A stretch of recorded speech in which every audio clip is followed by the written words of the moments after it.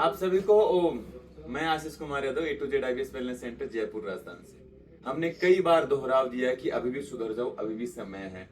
आज मैं आपके सामने वो एक उदाहरण लेकर के आया हूँ जो हमारे रिलेशन में हमारी भाभी हैं, जो कि हमारी माँ के पूजनीय, हमारे माँ के तुल्य समान उनका हमारा सम्मान है। तो उनके जीवन की वो अनुभव की कहानी जो मैं आपको सुनाऊंगा। हमने कई बार कहा कि एंटी डिप्रेशन दवाएं समाधान नहीं है। जितने भी आईबीएस योग साधक, जितने भी लोग हैं ना, जिनको नींद नहीं आती है, जो एंजाइटी के शिकार हैं, या जिनको पेट से रिलेटेड कोई भी डिसऑर्डर होता है, वो सब कहते हैं कि आईबीएस में एंटी डिप्रेशन दवाएं लो। मैं कहता हूँ एक हद में समाधान है कि आपने दवा ले ली, लेकिन फ्यूचर में क्या क्या चीजें होंगी वो आपको देख करके बहुत ताजुब होगा। आज मैं आपको उस एक महिला से मिला रहा हूं जो पिछले लगभग 12-14 साल से एंटी डिप्रेशन की दवाइयां खा रही है। 12-14 साल से आज उनके जीवन में क्या उनकी स्थिति है, क्या दवाइयां छोड़ने के बाद क्या स्थिति रहती है, वेट कितना बढ़ गया उसके साइड इफेक्ट से, आज की क्या कंडीशन है, थोड़ी सी छोटी सी यात्रा आपके साथ साझा करेंगे जो कहीं ना कहीं आपको सिखाएगी। तो भाभी जी ओम। अपन अधिकतर लोगों को यही बात कहते हैं कि अधिकतर लोग जिनको नींद नहीं आती ना, भाई आपको पता है कि आप संस्था में आए हो आज मिलने के लिए हमसे, और हम आपको जानते हैं। आप पिछले लगभग हमें 20-25 साल से जानते हैं, हमारे बचपन से आप हमें जानते हैं ना। हम हर बच्चे को एक ही बात कहते हैं कि एंटी डिप्रेशन की, तो मतलब दिमाग के डॉक्टर वाले की दवाइयां मत खाओ। क्यों मत खाओ? क्योंकि उसकी आदत मत पटको। जितना हो योगा, खाना पीना, जीवन सही रखो। मतलब अगर दवाइयों के सारे ये सोचते हुए मेरा जीवन निकल जाएगा, तो मैं आज आपका अनुभव सुनना चाहता हूँ कि क्या दवाइयां लेना सही है कि नहीं है। क्यों नहीं, आप अपने बारे में बताओ कि आपने दवाएं क्यों तो शुरू की थी। शुरू तो कर ली, पर अब लेना खराब है, किडनी वगैरह उस पे साइड इफेक्ट होते हैं। तभी तो कहती था कि भाई साहब हो भाई चलो डॉक्टर है, चलो डॉक्टर है भाई, चलो यार अपन काय सकते अपन नहीं जाऊं तो कान ज्यादा जोर आ रहा है काय तो रोजू लेना है। फिर तो वही तो आपका वेट कितना बढ़ा लगभग? एंटी डिप्रेशन दवाएं खाने से कितना वजन बढ़ गया आपका? ज्यादा बढ़ गया लगभग कितना 10-15 केजी समथिंग? हाँ 20 केजी। अभी तो मेरे हिसाब से लोग 95 के आसपास होंगे, 90-95 के आसपास। जबकि एक्चुअल वेट आपकी बॉडी के अकॉर्डिंग, आपकी हाइट के अनुसार लगभग 60-65 बहुत है। तो 30 किलो वजन आज इनकी हेल्थ के अकॉर्डिंग इनका बहुत ज्यादा वजन है। अब दवाई चलो आप छोड़ देते तो नींद आती है आपको? दवाइयां छोड़ने पर नींद नहीं आती। और लगभग पिछले 12-13 साल से दवाइयां खा रहे हैं, और आज भी ऐसी स्थिति, जिस दिन दवा छोड़ देंगे उस दिन नींद नहीं आएगी। 5 रोज दवा न खाई पूरी रात भर। सब लोग सो रहे थे, मैं पूरी रात भर जाग रही थी। कुछ भी हो, कोई बैठना भैंस गाय कोई खुलाओ मारो, कुछ भी करो, कुछ भी हो, किसी को पता नहीं क्या हो रहा है। मतलब 5 दिन दवा नहीं खाई तो वैसी स्थिति फिर आ गई। और अब तो मेरे हिसाब से आपको मैं देख रहा हूँ सर्वाइकल में यहाँ दिक्कत हो रहा है ना। अभी इतनी देर होगी बैठे तो बैठ नहीं जाता, बैठा भी नहीं जाता।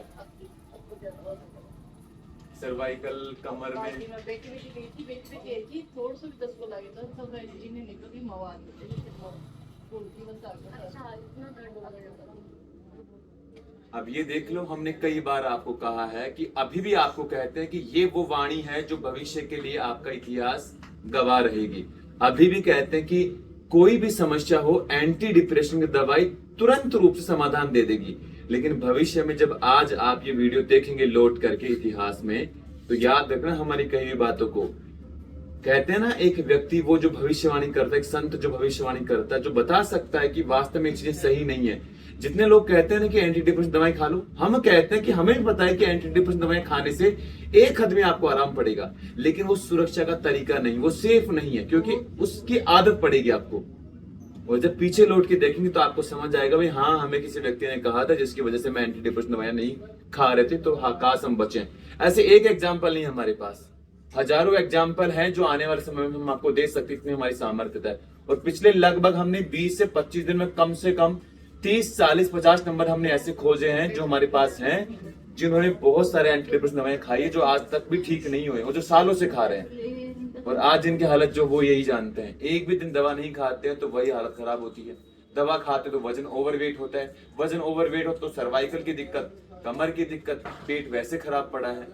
क्या करेंगे बताइए? वजन बढ़ा के क्या करोगे?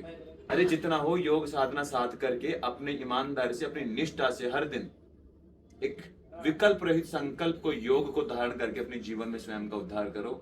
नहीं तो आज तो आपको अच्छा लग रहा है, लेकिन आने वाली पीढ़ियां, आपका भविष्य यकीनन बर्बादी का गार पर है अगर आप सिर्फ एंटी डिप्रेशन के मेडिसिन के ट्रीटमेंट पर चल रहे हैं तो।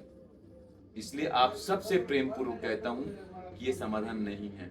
और जो कहीं ना कहीं इन्होंने कहा कि लगभग 12 साल से ले रहे हैं और आज भी अगर 2-4-5 दिन में दवाई बंद कर दे तो वहीं जीरो से इनकी स्थितियां शुरू होती है। इंजेक्शन लेने पड़ते हैं इनको, तब जाके इनको नींद आती है। इंजेक्शन लेने परसों लग रही थी, नींद के लिए फिर भी इंजेक्शन से नहीं नींद आई, फिर हाई इंजेक्शन से इंजेक्शन लेने के बाद भी नींद नहीं आता है। फिर भी हाई पावर की दवा फिर वो ले। अब सोचो कि क्या स्थिति हो सकती है एक व्यक्ति की जो सोने के लिए तड़पता है, इंजेक्शन लेना पड़ता है और फिर भी नींद नहीं आती है। इसकी क्रूरता कितनी है। आपने 3 इंजेक्शन खाए हैं। दिन का 1 इंजेक्शन देते थे वो?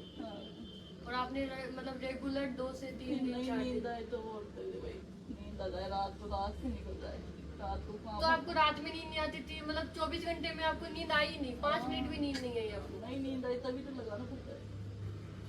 नींद आ जाए तो लगाना की दिखती नहीं है।